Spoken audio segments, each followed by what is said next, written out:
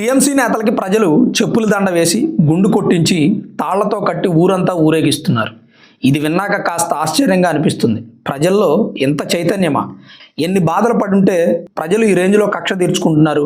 పశ్చిమ బెంగాల్లోని హౌరా జిల్లా అమర్దాహా గ్రామంలో స్థానిక టీఎంసీ నేత సన్యాసి మున్నాకు గ్రామస్తులు చెప్పులు దండ వేసి గుండు గీసి తాళ్లతో కట్టి ఊరంతా ఊరేగిస్తున్నారు.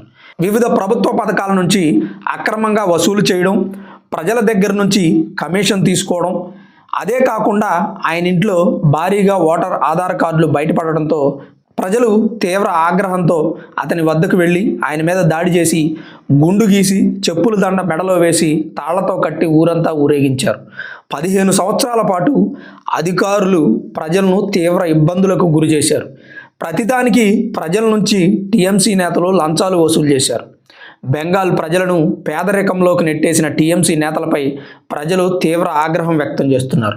ఇప్పటికే అనేక మంది నేతలు తీసుకున్న కమిషన్ ప్రజలకు వెనక్కి తిరిగిచ్చేస్తున్నారు.